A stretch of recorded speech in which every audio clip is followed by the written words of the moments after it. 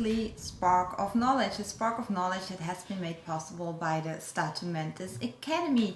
And if you're interested in peak performance, everything related to peak performance, like have the idea that you're not really reaching your full potential and you want to get out of that rut and just get back on track, you can find in our academy lots of knowledge you can directly work with, whether you're a professional athlete, whether you're a trainer, coach, or just, somebody that feels stuck and you think, I can do better than I'm doing now and just put me on the right path.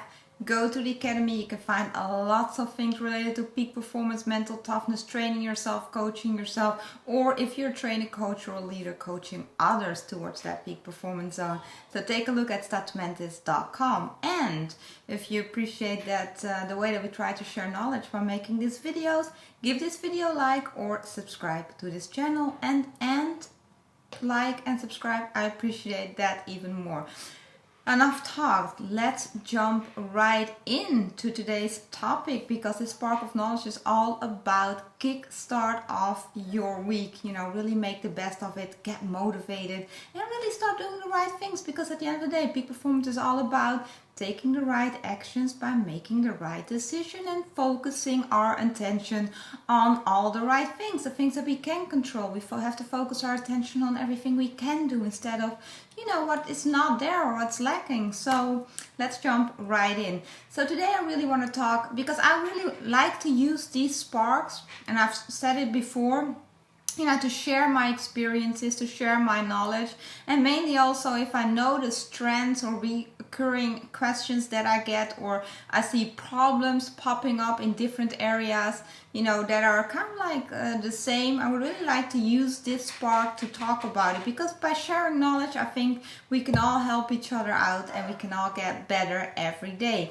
So something I really notice now, it's the end of August, and a lot of sports competitions are ready to get started, but even people get back to work, we're going back to school, etc., etc. So a lot of things are getting started, and with this still ongoing COVID pandemic, all the uncertainties, a lot of people still feel very stressed about that, because one thing that we have to realize is with this pandemic, and we are gaining more knowledge about it, but at the same token, so much is still unknown. So there are a lot of uncertainties. We don't know, how it's going to evolve, how it's going to be in a few months. There's a lot of uncertainties. And when it comes to uncertainties, when we look at human behavior, uncertainties are in the rule stressful. So they evoke stress. So something that we have to realize when we look at sport, and that's something that I work a lot with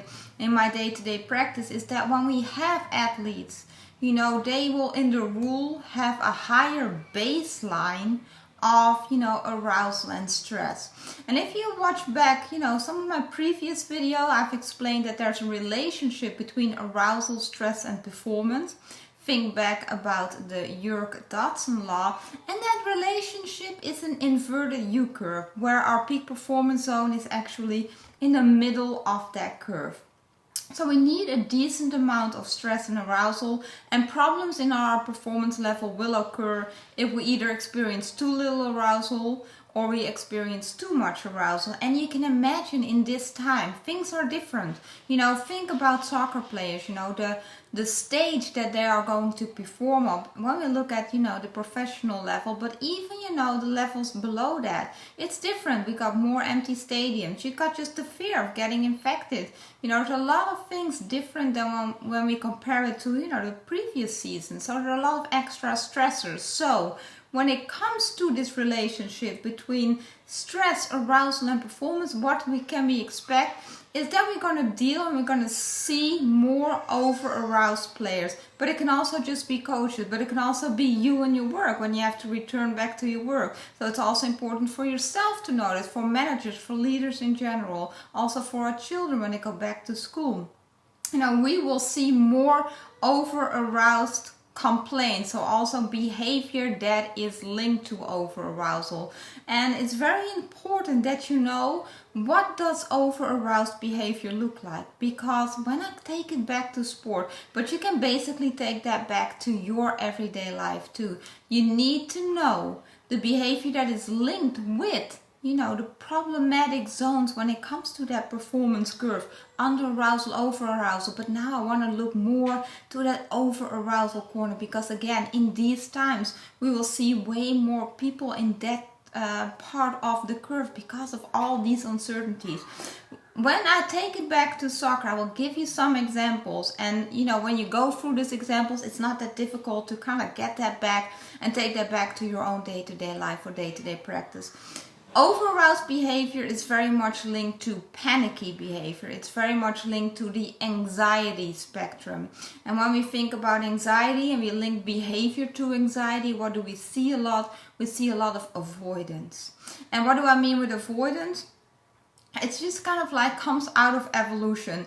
Whenever we are kind of like scared of something, just think about, you know, you got this fear of spiders. Whenever you see a spider, what's the first thing that you do? You know, you avoid the situation, you run out of the room, you know, you go somewhere else.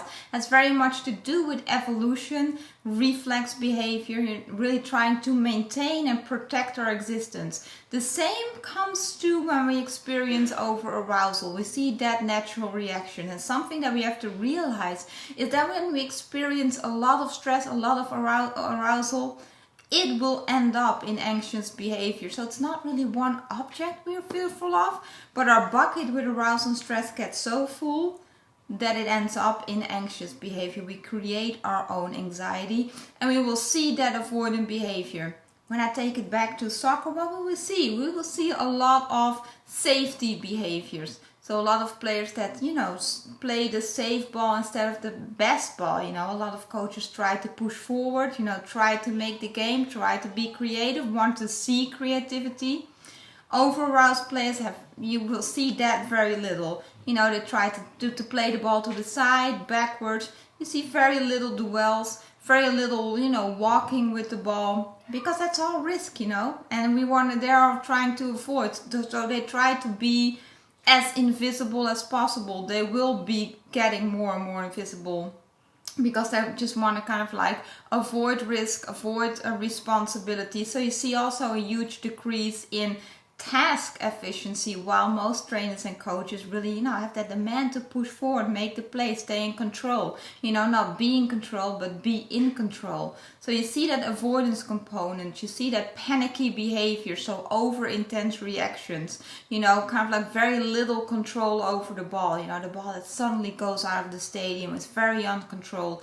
Duels that, you know, can be like half or totally also over intense. You see the frustrated emotions, you know, there's, you know, outbursts you can see. You see also when it comes to, you know, the physical component of anxiety, that heightened muscle tension. So, you know, you have those weird little kind of like injuries, always muscle related, don't really seem to have any cause, very much linked to over-arousal. So my point of this video is, it is very important when it comes to yourself in this time, or as a leader, a trainer and coach, is that you know how to observe over-aroused behavior, because again, in these times we can expect more and more of that because of the uncertainty which provokes stress. How to observe it so you can place your interventions at the right time to take arousal away of the bucket of your players or the person on your team. So, you know, a problem does not become a problem, because you can imagine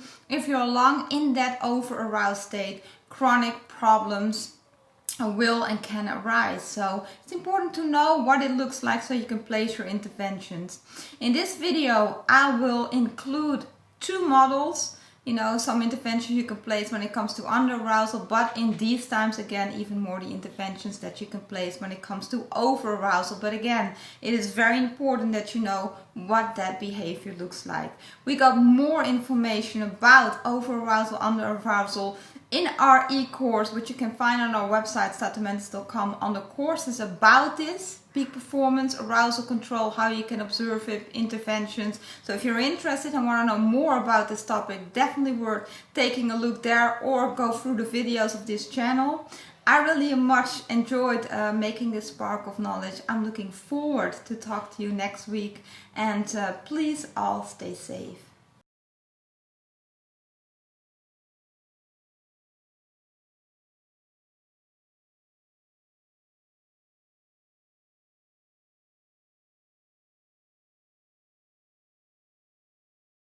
And if you want to have my help personally, don't hesitate and shoot me an email at annemieke@statumentis.com or visit our website and fill in the contact form that you can find on that site. We are there to better yourself, your team, you as a coach, as an athlete. You know, there's a lot out there that we can do. We got new peak performance sessions available. We can do that all by Zoom, Skype, or whatever fits your needs. We got our e-courses ready that you can do out of the convenience of your own home. You can go through the course in your own time. You know, there are pre-recorded videos where I take you through all the knowledge when it comes to mental toughness of peak performance. There are quizzes, there are case studies. So, you know, these are the times, I always say it, you know, these are the times we have to focus on the do's. We have to focus on the things that we can control. We have to focus on better ourselves every day, because that's what peak performance is all about. It's not about being perfect. It's about taking those steps that makes us better in this moment. So take a look at our website, take a look at our courses and our services. I would love to help you